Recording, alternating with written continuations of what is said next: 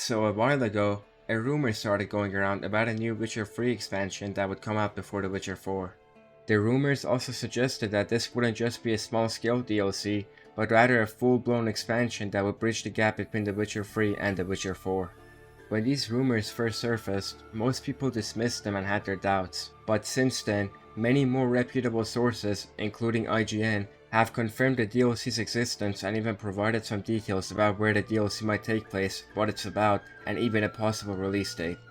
The initial rumors surfaced on a Polish podcast by the name of Rocky Boris about 7 months ago. On their podcast, they talked about The Witcher 3 getting a new expansion developed by CD Projekt Red's external partners, Pulse Fury, who, if you're not familiar with, are the same people working on The Witcher 1 remake, which would release before The Witcher 4. They didn't know anything more, like whether it would be a paid or free DLC or when exactly it would come out. All they could say was that based on the info from their unnamed sources, this DLC was in the making and would come out before The Witcher 4. While the podcast is pretty reliable, especially when it comes to CDPR, at the time it was nothing more than a rumor. That being said, since then, a lot more news has come out from many different sources, one of them being CDPR themselves.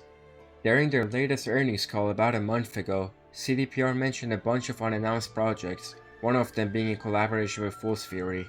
They said that this project was taking priority over the Witcher 1 remake, with over 100 devs working on it. CDPR refused to make any comments on what the project is about or its timeline, but coincidentally, around the same time, Pulse Fury put up a job listing for a marketing specialist. The listing has been taken down since, but I did manage to find screenshots of it on the Witcher 4 subreddit, posted by Mr. Frost PvP. The job description mentions joining a team that's working on a project developed in cooperation with CD Projekt Red, and focuses on responsibilities such as console release and Steam visibility, cooperating with publishers and or contractors, supporting event preparations, and attending game shows and conferences. Since The Witcher remake is still years away, given that it's meant to come out after The Witcher 4 and is still in its early development stages, this job listing has to be referring to the unannounced project, which is very likely the new Witcher 3 expansion, meaning that it should be coming out very soon. Now, if you thought that was a big deal, since that earnings call, specifically in the last 10 days or so, a ton of new information has come out that makes it nearly certain that the unannounced project is in fact the new Witcher 3 DLC.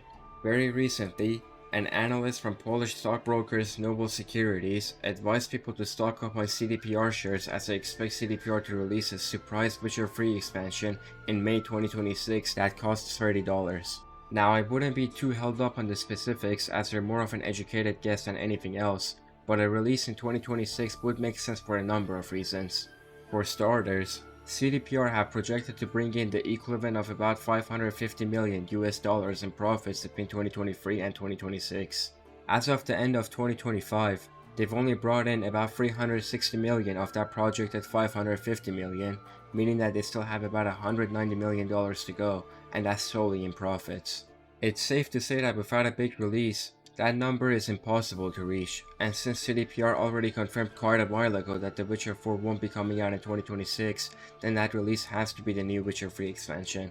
Something else that the May release would line up with is the start of The Witcher 4's marketing campaign. Shortly after their most recent earnings call, CDPR's chief financial officer revealed that, despite the cinematic trailer at the 2024 Game Awards and the tech demo shown at the State of Unreal in June 2025, The Witcher 4 hasn't yet started its proper marketing campaign. While that's all he said, The Witcher 4's marketing campaign is expected to start about a year and a half before the game's release date, and since The Witcher 4 is very likely to release around late 2027, marketing should begin around May 2026, which is the rumored release date of The Witcher 3 expansion. If you want to hear more about Witcher 4's release date, I made a video about a month ago where I explained why it will probably come out in 2027. The video should pop up in the top right corner right about now, and if for some reason you don't see it, then I've also put the link down in the description.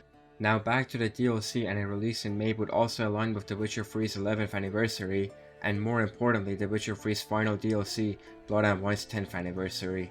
The new expansion releasing in May could be a part of celebrating that anniversary, but also kicking off Witcher 4's marketing campaign. The final bit of DLC news comes from IGN, more specifically IGN Poland. They revealed that they've known about the DLC for some years now, back when the expansion was in its early development stages, and the reason why they never reported on it was that even though the information came from a reliable source, They decided not to write on it as it was only reported by one person and they didn't want to risk their credibility. They compared the expansion to Insomniac's Spider-Man Miles Morales and described it as a bridge between The Witcher 3 and the new saga of Witcher games. IGN also provided us with some info about the location of the expansion. In the article, it's mentioned that developers were keenly interested in exploring Zerrikania and were intrigued by the eastern regions of the world. The expansion taking place in Zerrikania makes sense as for one, it's different from everything else we've seen in the Witcher games so far, and it's also different from what they're doing in The Witcher 4. IGN lists a bunch of its own reasons, like how the story could be related to the Manticore Witcher school, who originate from Zerrikania, or maybe it could be related to Ciri undergoing the Witcher mutations, as Zerrikania is renowned for its advanced alchemy, and that could be the key to Ciri becoming a mutant. All of that being said, that doesn't mean the expansion will for sure take place in Zerrikania. As we went over a bit ago, IGN Poland received all of this information from their contacts some years ago, when the DLC was still in its early production. Many things could have changed since then, and the DLC could very easily take place somewhere else, as IGN also clarifies. But that also doesn't mean we can completely rule out Zerrikania. Based on what's been reported by IGN Poland, at least at some point in time, the developers have had an interest in exploring the desert-like region of Zerrikania, and as we talked about, there's definitely grounds for them to do so. IGN Poland also suggests that the expansion could take place in Kovir, but that's much more of a guess than insider info. They said Kovir could make sense, as it can explain how Ciri ended up in the far north while also teasing The Witcher 4. Personally, I highly doubt Kovir will be the setting for the expansion, as the only recurring explorable location in The Witcher games is Kaer Morhen, and I really don't think CDPR will feature Kovir in 2 projects at the risk of it becoming repetitive by the time The Witcher 4 comes around, especially since the expansion will be made on a much older engine. And that covers all the news on The Witcher 3 expansion. Personally, I believe that the expansion really does exist.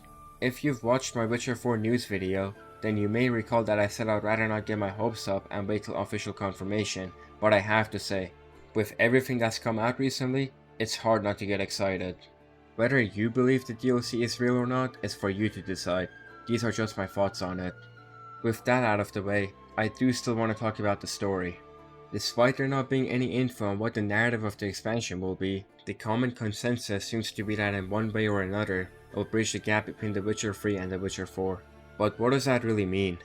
Is it gonna bridge the games by having its own story while simultaneously setting up some small plots that lead into The Witcher 4's narrative? Or is it gonna be much more straightforward and let you play as Ciri and undergo the Witcher mutations? The second option seems to be the more popular theory, and I don't know how to feel about that. Ciri undergoing the Trial of Grasses is a big point for her character, and also The Witcher 4, and overall the new saga of Witcher games. To me, it'd feel kinda cheap if instead of addressing it in The Witcher 4, they made a whole new DLC for The Witcher 3, as it didn't fit the narrative for The Witcher 4. But I'm not gonna sit here and criticize something that hasn't even happened yet and may not even happen, especially since I don't think it'll happen. In the cinematic reveal trailer for The Witcher 4, when the monster Ciri's fighting has her pinned against the wall, it says, "Fate cannot be changed." Fate cannot be changed. At first, you may think it's talking about the girl Ciri's trying to stop from being sacrificed, despite the people from her village saying it's her fate. Nay, nay, you can't. 'Tis tradition. Chosen she is, by the gods. No! But if you think deeper, that could very well be about Ciri herself and could tease a part of the narrative for The Witcher 4.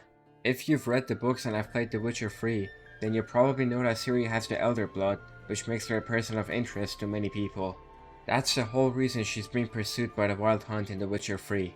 She also has many different prophecies about her. The Elder Blood also gives her a lot of powers, like traveling through space and time. What others see as a gift, she sees as a curse. All because of this damned Elder Blood. My gift. My curse. Maybe the reason she undergoes the mutations in the first place is to try and get rid of her Elder Blood. Maybe the monster is in fact referring to her fate. The other reason why I don't think the expansion will be too focused on Ciri is that her gameplay in The Witcher 3 can quite frankly get boring very quickly, and I doubt CDPR would want to make drastic changes to her gameplay when they're already doing that for The Witcher 4. I think that the expansion will set up some of the narrative bits for The Witcher 4 without getting too much into it, while its main focus will be to show what Geralt's up to before The Witcher 4. Those are just my thoughts, and I'm excited to hear what you guys expect and want to see out of The Witcher 3's new DLC. I think we can expect more news and maybe even an official reveal in the coming weeks. Anyways, thank you all for watching. If you enjoyed the video, then please do consider leaving a like as it helps put the video out there. And if you want to see more Witcher related stuff, then do consider checking out my channel. That's about it. See ya.